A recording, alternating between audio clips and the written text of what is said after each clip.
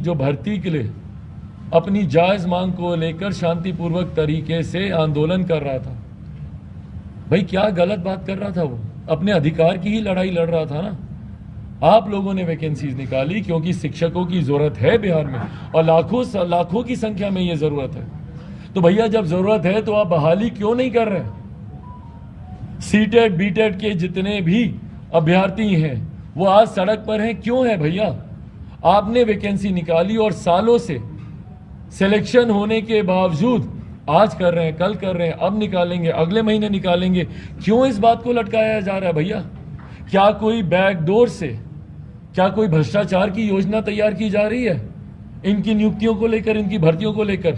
7वें चरण की भर्ती अभी तक सरकार ने क्यों नहीं निकाली? सरकार जवाब दे और निकाले तत्काल प्रभाव से। ये मांग लोक जनशक्ति पार्टी रामविलास करती है।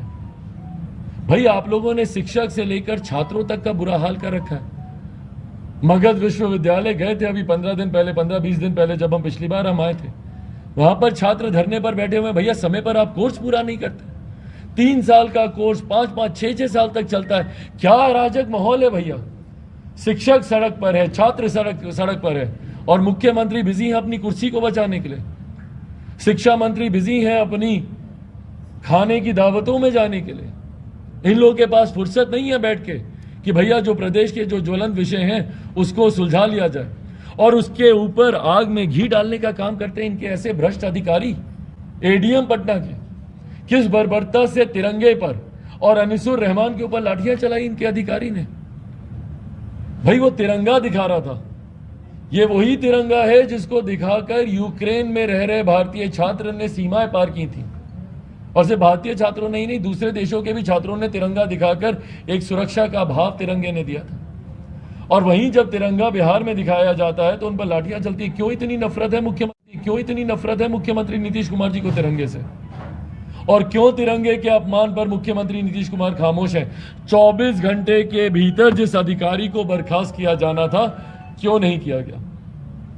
और न सिर्फ बर्खास्त बल्कि राष्ट्रद्रोह का मुकदमा उस अधिकारी पे चलना चाहिए जिस तरीके से तिरंगे का अपमान किया गया। और न सिर्फ राष्ट्रद्रोह का बल्कि अटेम्प्ट टू मर्डर का भी। भाई मैं गया था अनिसुर से मिलने, भागलपुर में, दरभंगा में गया था अनिसुर से मिलने। भाई किस हालात में, 1-2 लाठी आप और मारते उसका सर फूट जाता, मर जाता वो लड़का। कौन जिम्मेदार होता इसके लिए? पर कोई सरकार की तरफ से मुंह खोलने को तैयार नहीं है। उस एडीएम का संरक्षण कैसे किया जाए? कहते हैं भैया सीसीटीवी फुटेज नहीं मिली अभी। भाई प्रत्यक्ष को प्रमाण की जरूरत है। आप सबके कैमरे ने कैप्चर किया कैसे उसको बालों से घसीटा गया, जाके दे दनादन लाठियां एडीएम के द्वारा उसके ऊपर चलाई गई। और उसके ऊपर ये लोग बोलते हैं कि नहीं अभी हम लोग के पास जांच हो रही है, जांच कमेटी बैठा रहे हैं। संरक्षण देते हैं ये लोग अपराधियों को, और देती है ये सरकार अपराधियों को संरक्षण। जितनी हत्याएं हुई है, टारगेट किलिंग हमारे प्रदेश में होने लग गई है भैया। कहीं चौकीदारों को टारगेट करके मारा जा रहा है, कहीं अनुसूचित जाति जनजाति से आने वाली बच्चियों के साथ दुष्कर्म किया जा रहा है, पत्रकारों को टारगेट करके इस सरकार में मारा जा रहा है, व्यापारी वर्ग को टारगेट करके इस सरकार में मारा जा रहा है, और सरकार खामोश है। एक अपराधी मुझे बता दें किसी घटना में जिसकी गिरफ्तारी हुई हो या जिसके ऊपर सजा हुई हो। सरकार के पास फुर्सत ही नहीं है इन सब चीजों को लेकर। सरकार व्यस्त है भैया।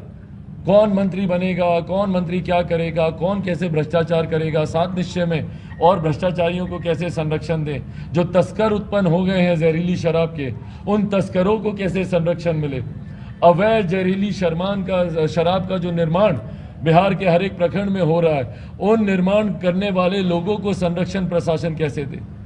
और परिणाम स्वरूप अराजक माहौल प्रदेश में तैयार हो गया। भाई जंगल राज मुख्यमंत्री बोलते थे, ये तो डबल जंगल राज चल रहा है भैया।